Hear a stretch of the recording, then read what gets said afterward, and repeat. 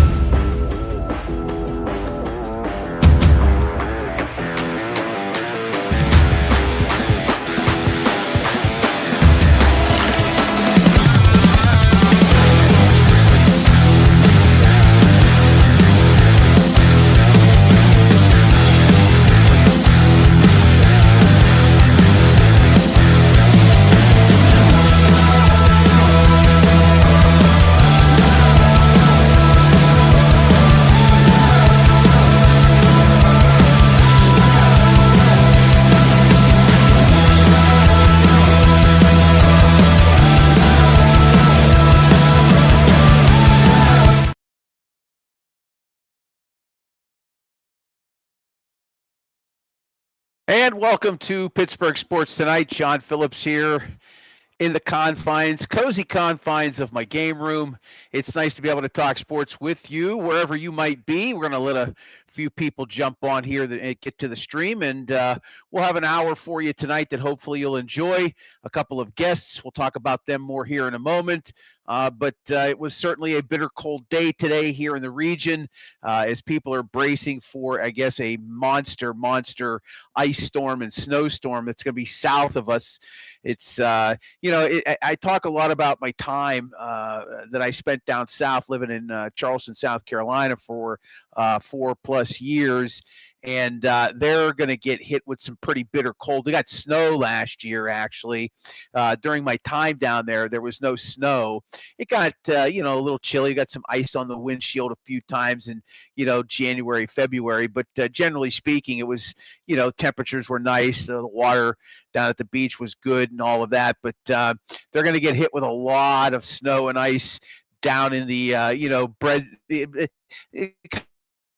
of like the breadbasket of America, coming through the, Appalachia and, the northern part of like Alabama and Mississippi and Georgia, places that generally don't get cold weather. But an interesting day today kind of unfolding. We're going to talk about the Steelers, of course, and their continued search for a head football coach, and Brian Flores conducted his in-person interview this afternoon. The Steelers on social media letting everybody know that he had come through the building and spent time, of course, with the Rooney family. He, of course, was employed by the Steelers for a year, just a few seasons ago, and was working as a special assistant. And then, of course, was the defensive coordinator in Minnesota last year. Still holds that position, but he's certainly interviewing, as there are 6 openings still in the National Football League.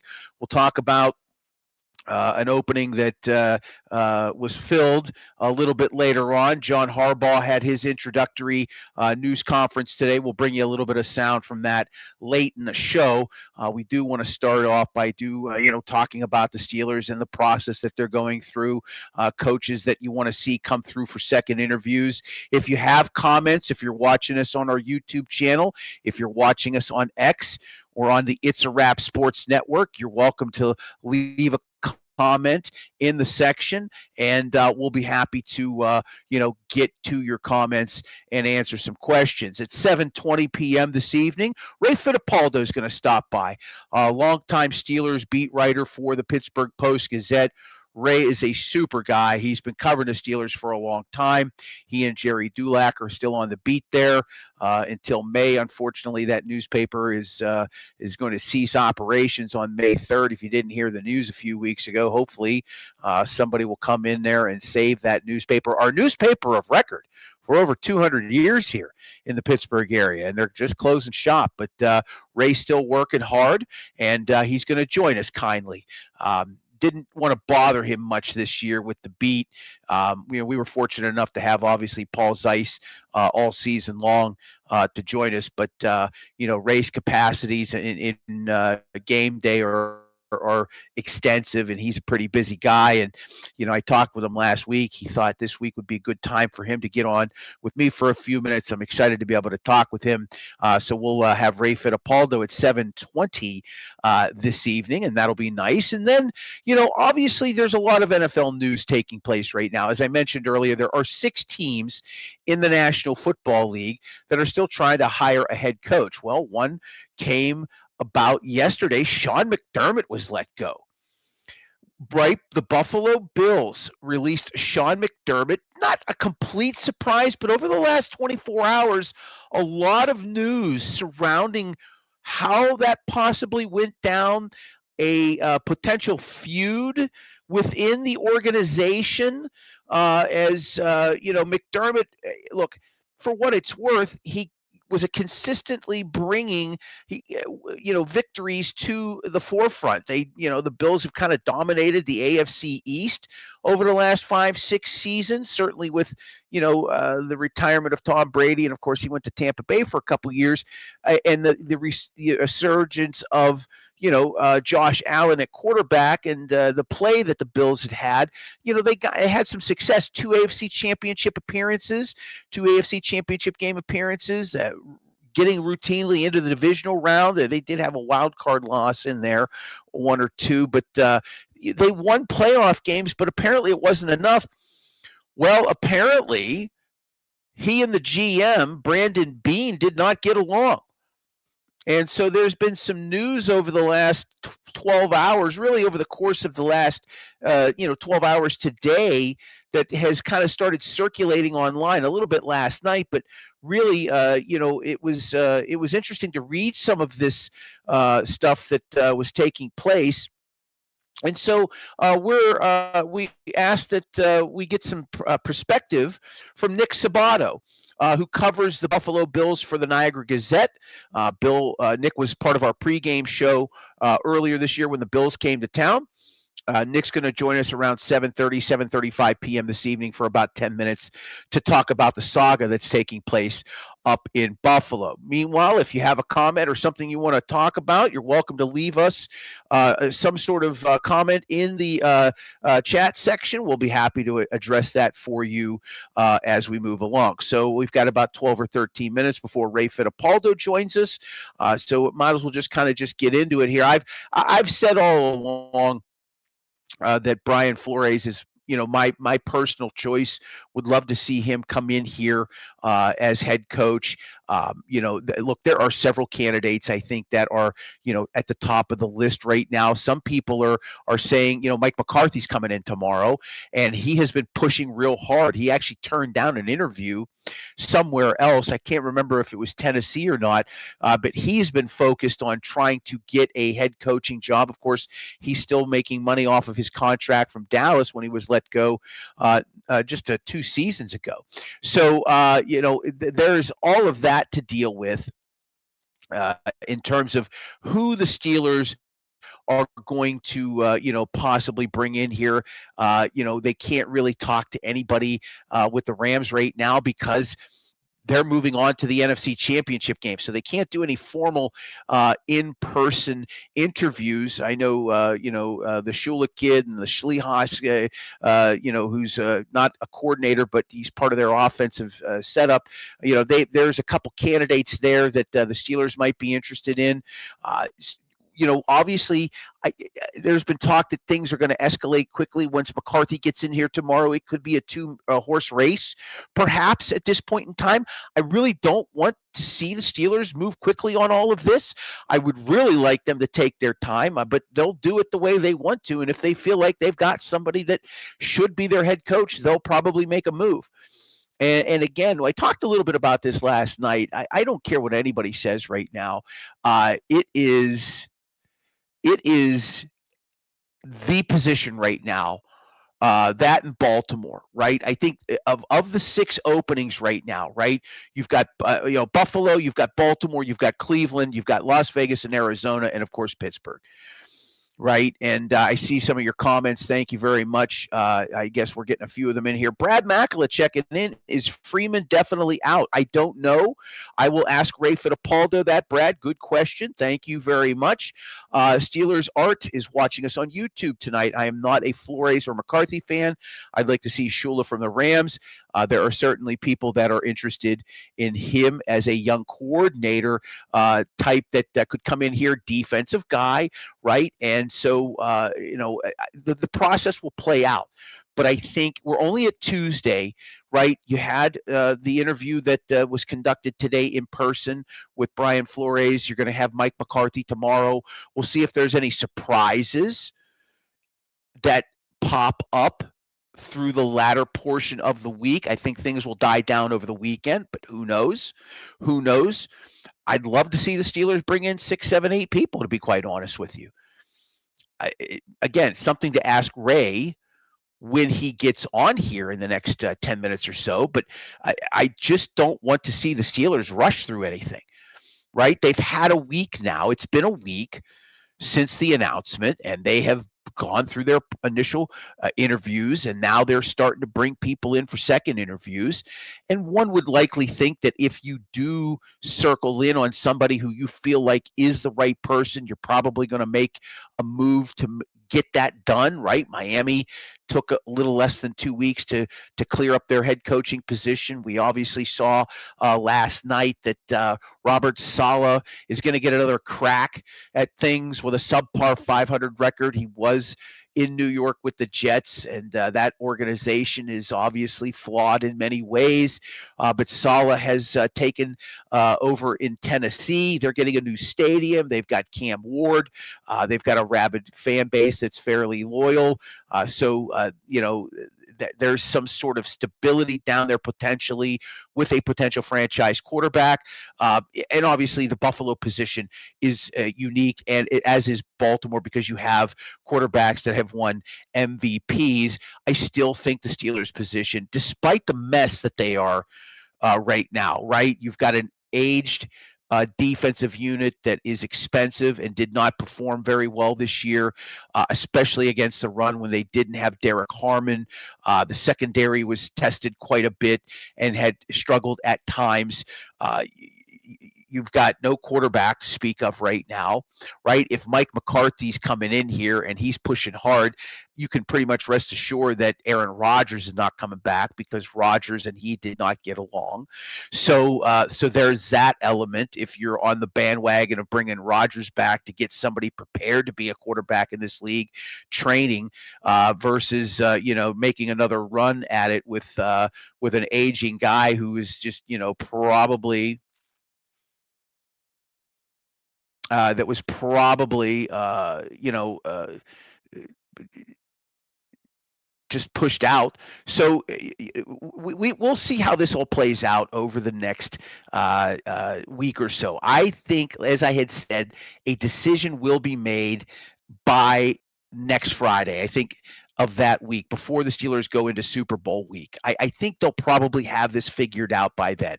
A 2-week time frame on this is ideal. 2.5 weeks, I think, would be ideal to find the right candidate. Maybe you think differently. You're welcome to leave a comment as we are moving along here on Pittsburgh Sports Tonight. I mentioned that we had John Harbaugh had a press conference today. He obviously has taken the position as head coach in New York. He kicked off the coaching vacancies by announcing that he was going to become their next head coach. Of course, Jackson Dart, rookie season. Was some hits, some misses, but definitely you have some upside there.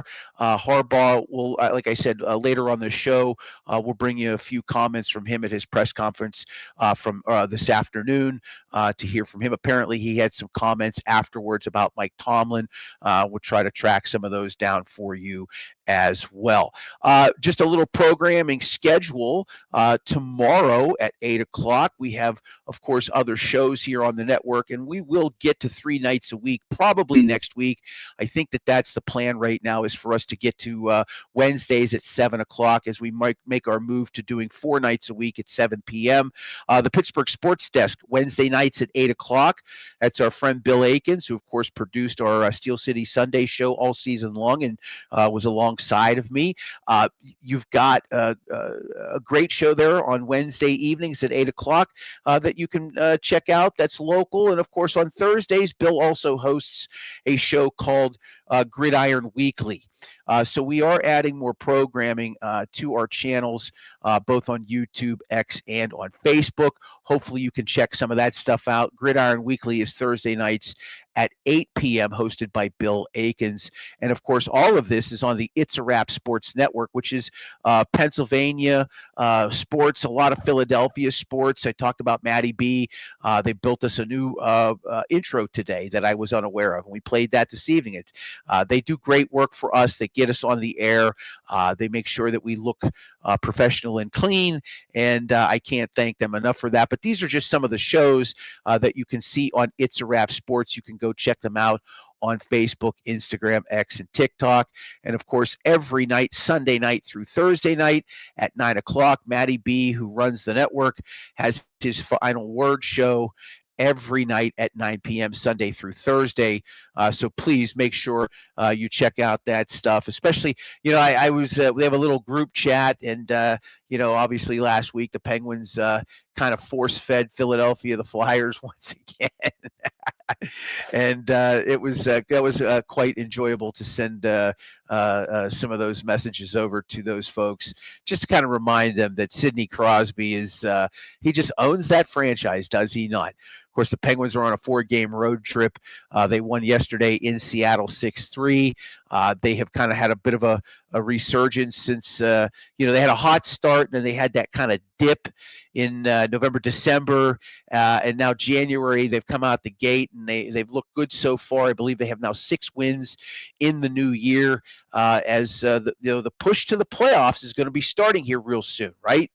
As we get into February, mid-February, it's that 2-month push to get yourself situated into a playoff position where you're going to make the Stanley Cup playoffs. I think the Penguins have missed it now for it's either 3 or 4 years. So they've it's been a few years since they've made the postseason.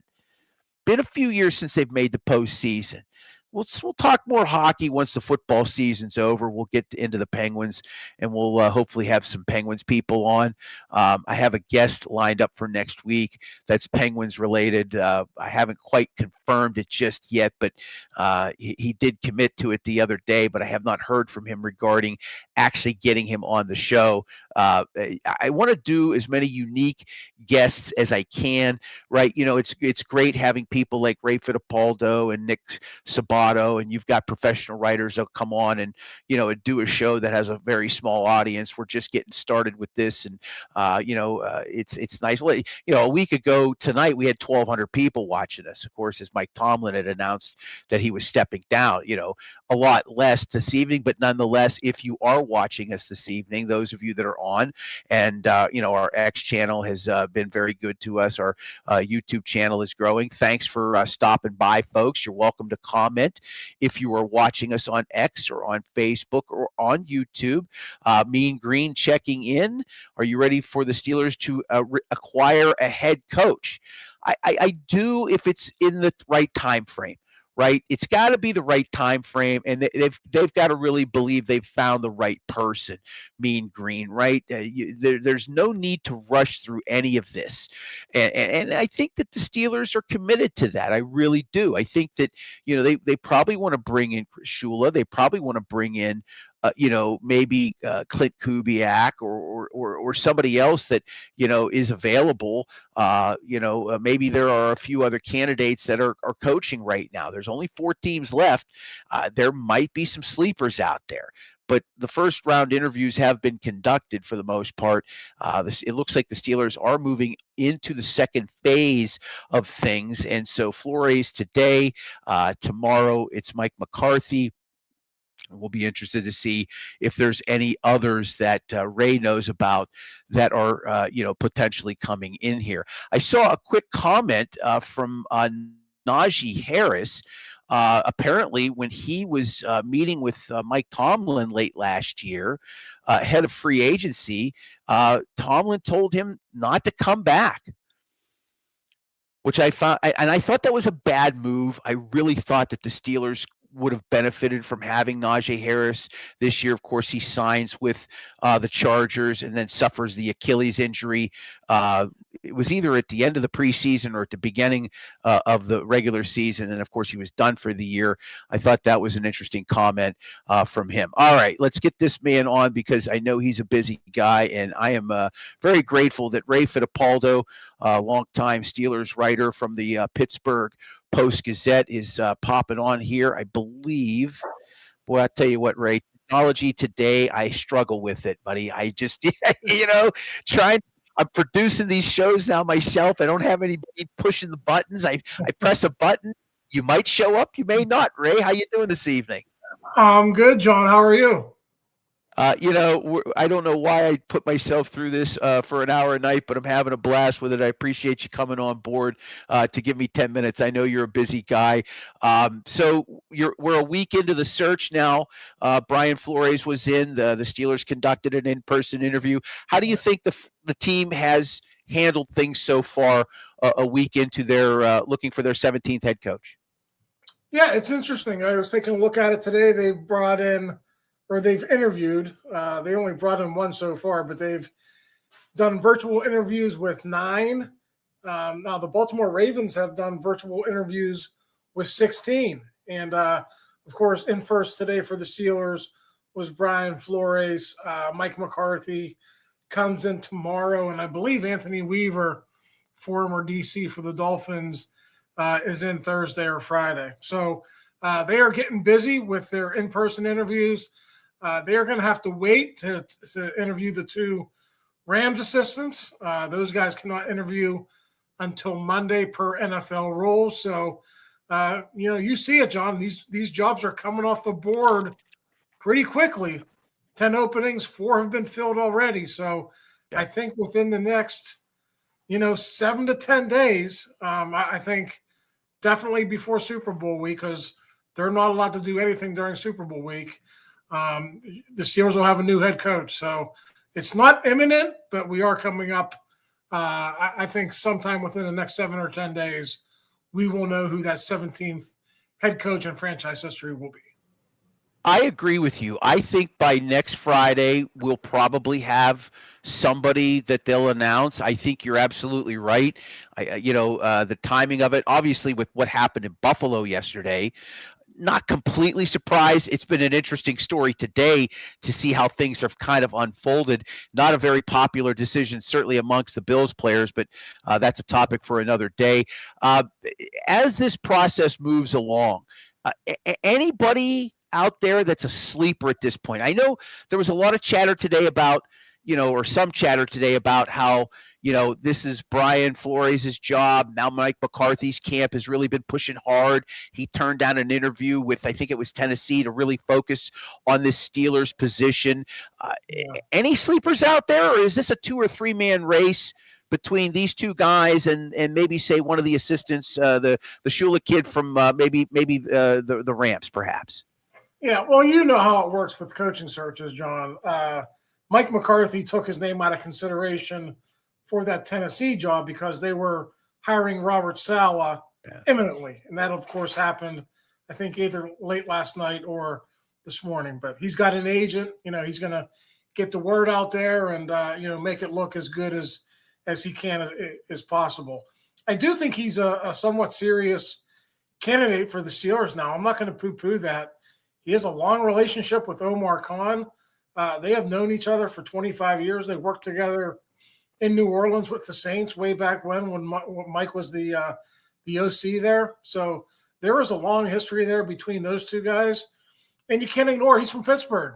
He's from Greenfield, like 5 minutes away from their South Side facility. So there's that connection as well. So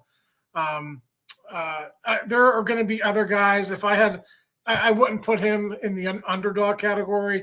If you're looking for an underdog, you would probably have to go with Nate Scheelhaus from the Rams. He doesn't have any play calling experience in the NFL, but he's a hot name in this search.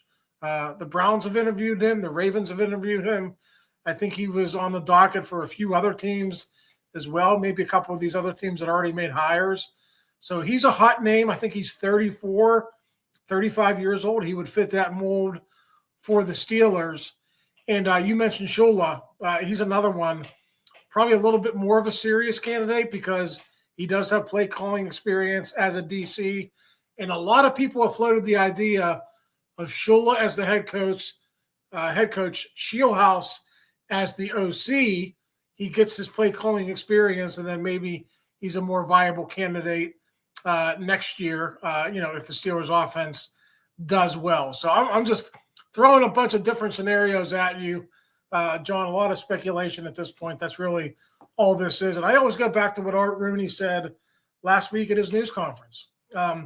He didn't think when Mike Tomlin was in for his first interview way back in 2007 that he was going to be the guy. But Mike impressed them so much throughout the interview process that he eventually became that guy.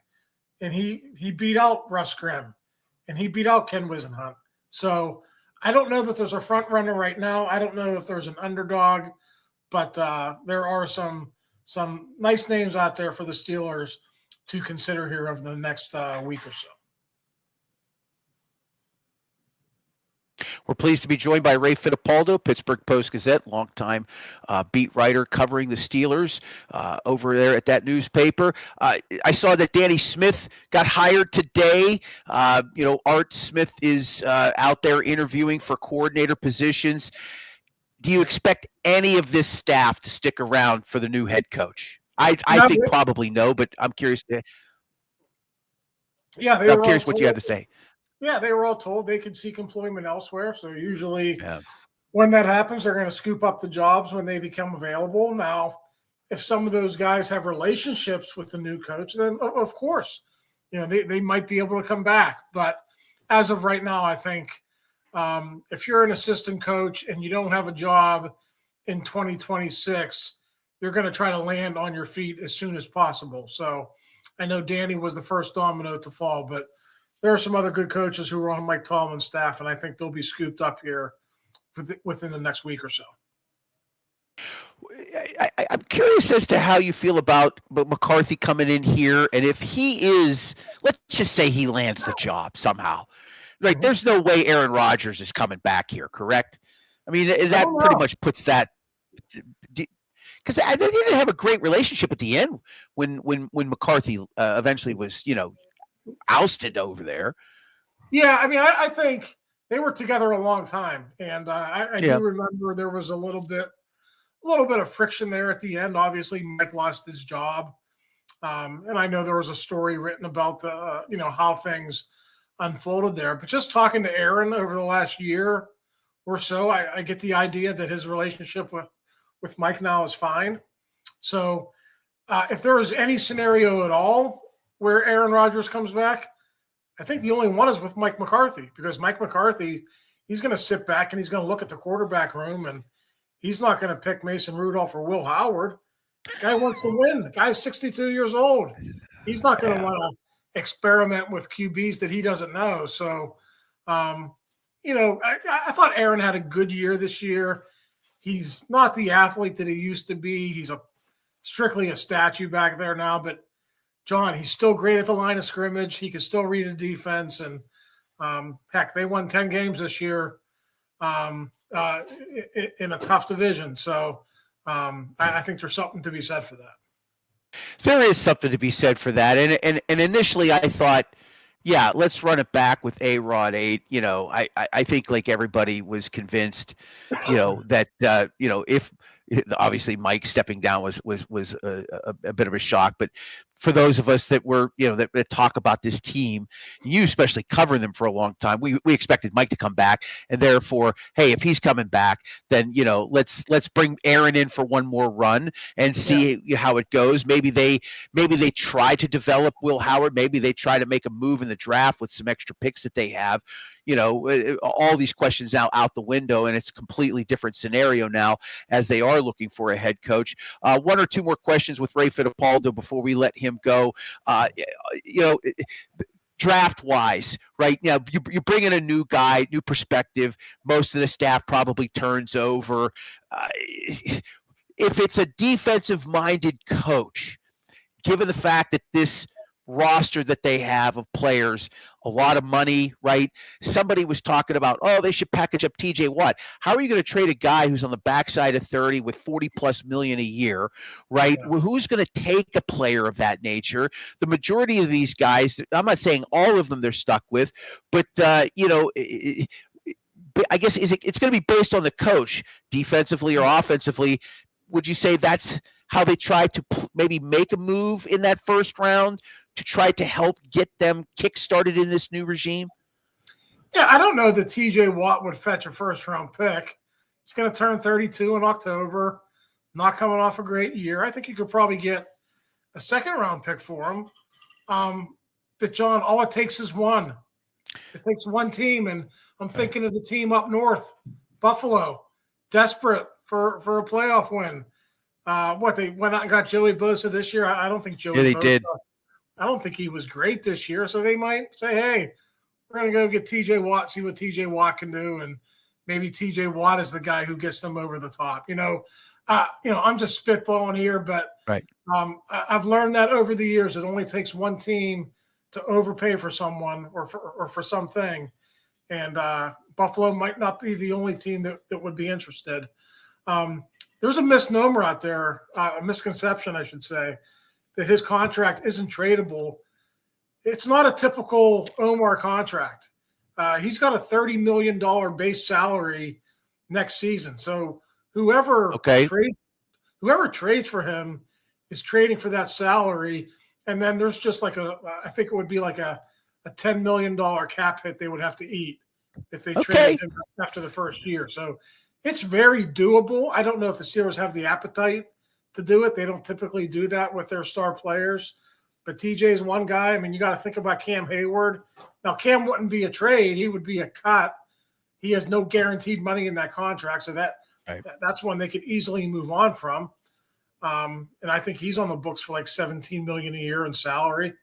He's got a roster bonus of, I think, $13 million. So, I mean, they're in great shape with the cap, John. I think they're like 47 million with the cap. They could easily get to 60 or 65 million. So they might not get their quarterback this year, but they could build up a pretty good roster, I think, through free agency if that's the route that Omar wants to go. You're an insightful man, sir. I'll tell you, an encyclopedia of Steelers knowledge. Ray Fittipaldo, Pittsburgh Post-Gazette. Thank you for giving me some time, Ray. I'm very much appreciative of you, okay? John, anytime. Let's do it again. And don't tell me you don't miss my text messages from South Carolina when I was living down south. You poor man had to put up with but I appreciate you always getting back to me, Ray. You're a good guy. Thank you so much. Always entertaining. All right. Thanks, John. Thank you, Ray Fittipaldo. Yeah, I'm telling you, there'd be like a Sunday night game or a Thursday night game, right? And I'm frustrated. That text Ray during the middle of the game. Be like 6 hours later. Maybe sometimes if it was halftime, he might get back to me. Super guy. I mean, you work in the media business a long time. You run into all kinds of personalities, and some of them are not so nice. Ray is one of the good ones. He always has been a very even-keeled, level-headed, and just cerebral guy. If I had to use one word to describe Ray, it would be cerebral. But he went to Holy Cross, so there you go. All right, Pittsburgh Sports Tonight rolling on. John Phillips. We're waiting on Nick Sabato to join us in a few minutes. I want to talk about some other NFL stuff. I think it's important.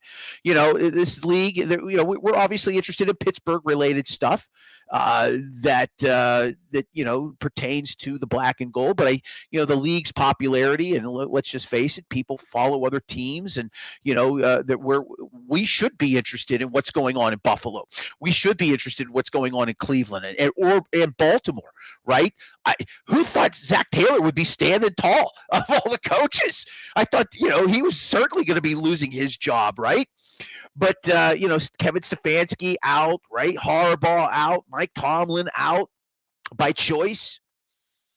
So yeah, paying attention to what's going on in some of these other teams is fairly relevant, and I think it's good to be able to bring some other people on to provide some perspective. And again, as I've been watching like Buffalo Twitter today, the real craziness about how Sean McDermott apparently went to ownership and complained about the lack of uh, attention to detail when it came to maybe providing a better wide receiver core was quite interesting. And then apparently Brandon Bean and he got into a bit of a power struggle, and Bean wins. And not only does he win, and yeah, he drafted Josh Allen, but and yeah, he made Stephon Diggs happen. But outside of that, it's been thin. It's been thin for Buffalo, and they didn't provide any real talent at wide receiver this year for Josh Allen at the end of the day. And then that's on the GM. That's on the GM. Sean McDermott, for what it's worth, I thought was a pretty good head coach, consistently winning, but it looks like he may have succumbed to some sort of power struggle in Buffalo, and that has led to him possibly being frozen out in these coaching searches, right? The Raiders have taken their time. Arizona's taking their time. Baltimore and Cleveland are taking their time. They've had probably the most time of the remaining teams, right? The Steelers last week, an opening. Yesterday for Buffalo, an opening. McDermott could be frozen out. Maybe Cleveland, maybe an Arizona or a Las Vegas, right? I think they have the number one pick. Maybe McDermott could be on the outside. Sean McDermott coaching the Steelers. Look, bring him in. I don't have a problem with that, right? And as Ray and I talked, he mentioned Team A, the Steelers virtual interviews with 9. I think he had said that Baltimore has had 16. So maybe the Steelers feel like that their candidate pool smaller is okay. And I wanted to ask Ray about the coaching. The other thing I failed to mention to him was the fact that this team ownership, and this is I think going to be important with the new guys that are coming in. The staff is the smallest in the National Football League here in Pittsburgh, and that's the Rooneys. They've been tight with the purse strings. Meanwhile, they have like the 14th most valuable franchise in the National Football League, 13th or 14th, and they're in the top 20 in North America, right? They're worth $6.5 billion according to Forbes as a franchise value. The Steelers, I think, if I'm a head coach candidate, I'm asking the Rooneys what their commitment is to money in terms of expanding a coaching staff, in terms of what you're paying for. There are teams out there that have these. I want to see if I can bring this up here. And I meant to ask this of Ray, and that's my fault. Shame on me for 6 weeks. But there are teams out there in the league that have coaches on their staff that are responsible for just really a smaller portion or a subsect of what a coordinator might have normally been in charge of, right? You've got coaches that are on these staffs now that their responsibility is to deal with the running backs or deal with receivers. It's fascinating how the league has evolved. Obviously, you have these analytics teams that are doing the analytics side of things, crunching real data, and that element of the game has really expanded in the past 10 years. Having a staff of people that can break down that information and do it for you in a quick way, so that you can turn around and devise plays while you're within a game. It's not just having a lineman coach, a quarterback coach, defensive backs coach. There's there's staff underneath that staff, and the Steelers don't really have that. The Tomlin had to do a lot less or a lot more with less as opposed to other teams in the league. I think those are some things that you would probably consider if you're a head coach. Hey, what are you going to provide me in terms of financial support to bring a staff in here? And I'm desperately searching for this, and I don't know if I'm going to find it here as we are waiting for Nick Sabato to hopefully join us here in the next few minutes. We'll talk to him about what's going on in Buffalo. I'm John Phillips. Pleased that you could join us here on a Tuesday evening. It's Pittsburgh Sports Tonight as we are wrapping up our week here. Again, we start 3 weeks. We start 3 nights a week next week. We'll be doing shows on Monday, Tuesday, and Wednesday next week. Possibly 4 shows the week of the Super Bowl. We'll see how things play out. I want to continue to keep booking guests and providing as much as I can in terms of content. Let's just face it, folks, you're not here just for me, right? We want to make sure that we provide good guests that have the insight, that are willing to come on and share with us. These are things that I think are very important when doing shows of this nature. Okay, so we'll talk a little bit more about the Bills here in a few minutes. Let's give you a taste as Mean Green checking in via the YouTube chat. The Steelers can't rush this decision. Their future is at stake. I agree. There's no reason to push this to happen in something that is other than organic, right? I do agree with Ray. I think next week you want to see something happen by next Friday, next Saturday, because once Super Bowl week happens, nothing's happening. There's no interviews. There's nothing going on, right? That's something that I think is very relevant to bring on. Let's get a couple of minutes of John Harbaugh's press conference from earlier today. The former head coach of the Baltimore Ravens, now the new head coach of the New York Giants. Let's bring you some of that here. Just a few questions that he had today from the media in New York.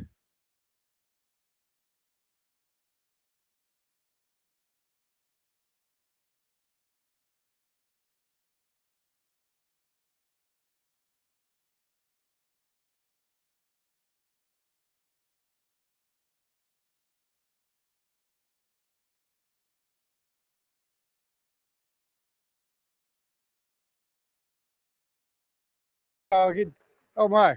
Remember that game, right? It's a great game for you. And so it starts with the quarterback for sure. I mean, the quarterback has got to. You build your team around your quarterback. I mean, you build your team around your players and what they do well. And I like the way he plays. I mean, I like his talent, skill set, all the things he's accomplished. But more than that, I like who he is and what he's about. And to me, he's about football. I mean, this young guy loves football. He wants to talk football all the time, and and that's kind of what I like doing too. So I think we're gonna have a lot of great conversations. I can't wait to get started with him. John, Mike Garafolo, NFL Network. Through the process, you had a chance to spend a lot of time and talk to Joe Shane a lot, the guy who just introduced you here.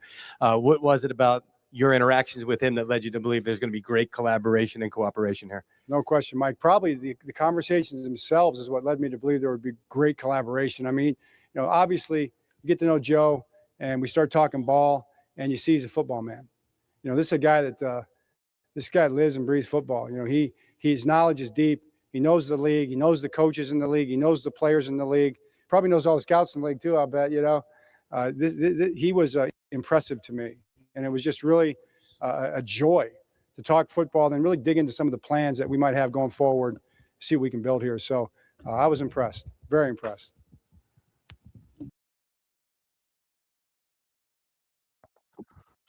Okay.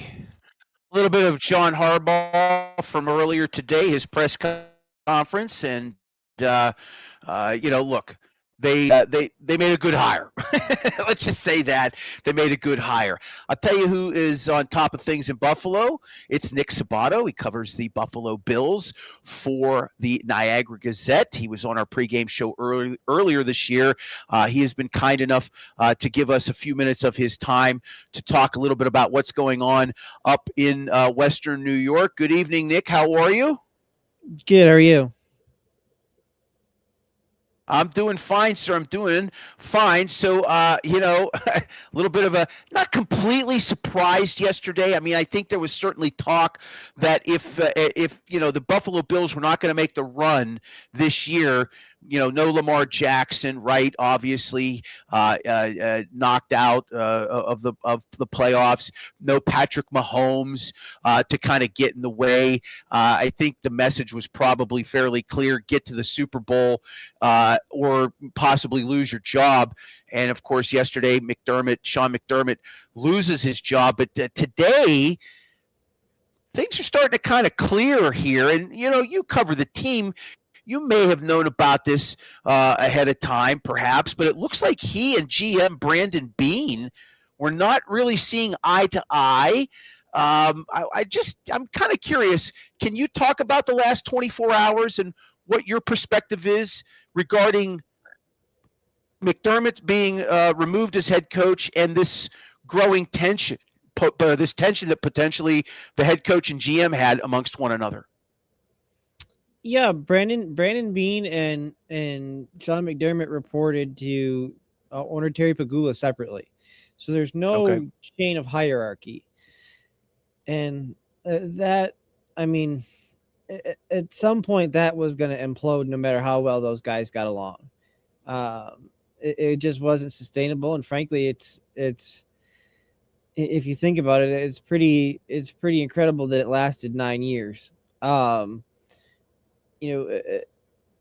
think that there's been a bit of disconnect, in terms of how they view certain things. I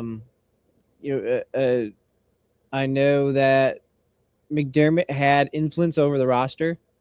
It was he decided how he wanted to play and the type of players that he wanted, and Brandon Beane's job was to go out and get those players. And then I think Brandon Beane was kind of catching some strays in terms of how they set the roster and how they wanted to play. Not that he's not at fault. I mean, his reputation, his personality has kind of taken a hit over the last 10 months or so, 9 months. Just he went on a local radio show and didn't have the greatest of performances and got upset about the narrative that they don't have any receivers or that he didn't do more to get receivers. I think he could have let that roll off his back and just moved on, and he didn't, and they weren't very good at receiver, and he's taking a hit for it, and he's kind of taking a hit for everything that's gone down the last couple of days as well. Seems like the players are definitely on Sean's side. I saw a few Instagram posts earlier today. A couple things were circulated on X as well. Was this the right decision by Buffalo? I mean, clearly there was this struggle of some kind. Could they have coexisted for another year? Do you agree with the decision to remove him as head coach? I would assume that it had gotten pretty bad if they were going to make this move. I mean, Sean McDermott was on a historic run. I mean, when you look at some of the things that he's been able to accomplish, the tied for the fewest losses in the NFL since 2019. Second in wins, obviously they had that game in 2022 that didn't count. So, 5 consecutive division championships. I believe McDermott is one of 5 coaches to win 11 games in 6 consecutive seasons in NFL history. It's been quite a run. I think they're the 4th franchise that's won a playoff game in 6 consecutive years. The only problem is the other 3 won 3 Super Bowls in that period of time. And I mean, like, if we're being honest, if Sean McDermott had won a Super Bowl at once in the last 9 years, we'd be talking about him as a lock for the Hall of Fame already, but that's not how it happened. And I mean, he's a player's coach. He can be a little straight edge. He can be a little rigid sometimes, a little stiff in front of a camera. But players loved him. Yeah. They lost 33 games since 2019. 5 were by double digits. I mean, those guys played for him. And so, when the coach gets fired, the players are always going to kind of side with the coach. That's the guy they're around every day and, kind of responsible for their job. So that part wasn't surprising. But to me, the relationship had to get pretty bad if they were going to make a move like this. And for Terry Pegula to completely restructure the front office. We've got Nick Sabato on the horn with us this evening. He covers the Bills for the Niagara Gazette and the Lockport Union Sun and Journal. Solid reporting, and if you want to check out his work, you can go to X and check him out. Nick Sabato, GNN is his handle over there. Is Sean going to be frozen out of a head coaching opportunity? There are 6 available. How quickly do you think his phone rang yesterday, or his agent's phone rang yesterday, with some of these other teams like Cleveland, Arizona, Vegas, teams that are, that lose consistently and there's upheaval every couple of years? Is there opportunity for him at one of those organizations? Perhaps. I think, Pittsburgh is a week in. They may be settled in. I'm not sure where Baltimore is. I'm curious as to how you feel about him maybe coaching next year somewhere. I think he instantly jumps to the top of the list of available coaches. The Steelers seem to be kind of honing in on Mike McCarthy. But I think if he had gotten fired, Friday, Pittsburgh would seem like the ideal fit for him. I think if he waits a year, he might have his pick of a bunch of jobs. Whenever he's ready to coach again, I don't think he's going to have a hard time finding a head coaching job. Fair enough. Nick, I appreciate you giving me a few minutes of your time this evening. You're very kind. You do great work. Nick Sabato from the Niagara Gazette, who covers the Buffalo Bills, giving us his perspective on what's taking place in Western New York. Have a beef on Weck for me, sir. I appreciate your time. All right. Thank you. Thank you, Nick Sabato, gracious with his time, and little Western New York joke there in terms of food, because I'm a fat guy and I like to eat, and I know what regional foods are popular everywhere. Okay, I travel for a living. What can I say? At 56, I've unfortunately had plenty of cuisine across the country, and I haven't been up. Well, I was actually in Buffalo probably back in February last year. I was up in Western New York for some business up that way, so didn't get a beef on Weck, but I ended up going to Rochester and hit Nick Tahoe's for a garbage plate. Hadn't had one of those in a long, long time. All right, just a couple more minutes here on Pittsburgh Sports Tonight before we wrap up. Just a couple quick reminders. We are brought to you in part by, and I say this all the time. Look, I've been in the construction business for more than a decade now, and I work with contractors, big contractors across the country. But one of the contractors that I have been with for more than a decade now is Arch Masonry and Restoration, a local company. Arch Masonry and Restoration hires bricklayers, block layers, concrete finishers. It's a little cold right now. Not going to sit here and say that they're working every single day, but when you can tent in a job or 2 or 3, you do have the opportunity to lay brick and block, and Arch is able to do that sort of thing. If you know anybody that is in a building trade like concrete or masonry, if they're construction laborer and they're not working and they want to get to work, have them give Arch a call, 412-564-5733, or visit their website at archmasonryinc.com. They are a sponsor here on Pittsburgh Sports Tonight. Okay, how about that? See, I continue to just crank it out, folks. I'm doing the best I can here. I should have listened to Andrew Filipponi 12 years ago. I could have a whole bunch of you on here right now. But the 30 of you that are hanging out right now, I want to say thank you. I want to say thank you for checking in. I want to say thank you for finding a few minutes of your day to come in here and just hang out or comment. It means a great deal. And I'm going to continue to, like I said, just come in here 2-3 nights a week, at some point 4 nights a week, and put together good content and programming for an hour, and hope you will enjoy it. Hope you stick around. And again, like and subscribe if you have not been to our YouTube channel. I know a number of you are watching us on X right now, but if you have 10 seconds, if you're on YouTube watching shorts, and I don't know, I got to get that I thought I took that off there. See, I'm producing my own show. So that means I have to be better at making sure I know what's on the screen. If you are not following us on our YouTube channel, I swear, get over there and just give us a quick follow. We're putting more content and programming over there. I write exclusively on our Facebook page. I do try to put that out on X with a link. I am working on more commentary. I'll probably have another article later this week to talk about where the Steelers are at in the process of everything. I enjoy writing. I've enjoyed my time, writing for the Pittsburgh Tribune-Review. For those of you that don't know, I do features for them. I write and cover the River Hounds. Covered the River Hounds this past year, and I'm coming back for another season, which is really nice. I'm excited to be able to cover them again as they make their push to become the 4th real major team in this city. They're going to build a brand new stadium starting this spring.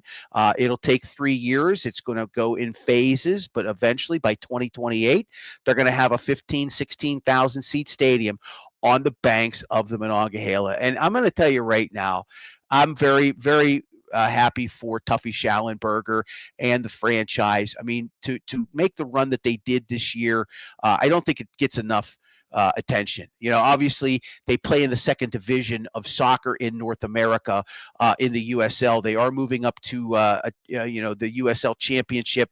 The league itself is moving itself into the top division, not necessarily competing with MLS, but certainly providing an alternative to what MLS is going to do. They're going more towards the European format where they start in the fall, winter, play through winter time, and then into the spring, whereas USL is going to continue to go from March into November, and that formula with 14 to 16 teams building these stadiums. And look at MLS today. They have teams in Toronto, teams in Orlando, Miami, the Nashville franchise, Louisville, Cincinnati. They all started in USL. And I know I'm missing a few more in there. I think Montreal as well was one of the USL franchises that moved up to MLS. But that's a $500 million tag. That's a $500 million tag. I still think that the Riverhounds in 3 years will be in a good position. They'll be in a great position to be considered the 4th major pro sports team in Pittsburgh. All right. Thanks to everybody who participated in the show this evening and for hanging out. I appreciate it. The numbers at the end of the day are going to grow over time. I'm going to continue to keep booking the best guests I can. Next week, I hope to have Penguin X account, Pittsburgh Penguins Jesus on the show. He committed to doing a night. I just don't know when. He's a great follow on X. I am working on some other interviews. I'm hoping to have some of that ironed out by the end of the week. We'll make those announcements on X as to who we're going to have later next week. Thanks to Maddie B and, of course, the It's a Wrap Sports Network. Go check them out on all their social medias. It's a Wrap Sports. We are part of their family. A lot of Philadelphia-related programming. They do have a Props, Locks, and Parlay show, which I believe is later this week. I believe, let's see, that's with Mike Lauro, excuse me, and that's coming up in just a few minutes. So if you like to gamble, you might want to check that out. It's a Wrap Sports on X, Facebook, YouTube, Instagram, and TikTok. part of their family. We appreciate them getting us on the air and broadcasting our show. Okay, until next Monday, I'm John Phillips. Thank you for joining us here on Pittsburgh Sports Tonight. We'll be back again next Monday with an hour of talk. Until that time, stay warm and be good to one another, Pittsburgh. And for those of you watching elsewhere, because the internet is a global thing, is it not? I'm John Phillips. Thanks for tuning in this evening. This has been Pittsburgh Sports Tonight on the It's a Wrap Sports Network. And of course, I can't get to what I need to end the show. So we're just going to try and do this. Why is it doing this to me? You know, sometimes it just doesn't work out the way you want it to. Oh, here we go, I think. All right. Bye-bye.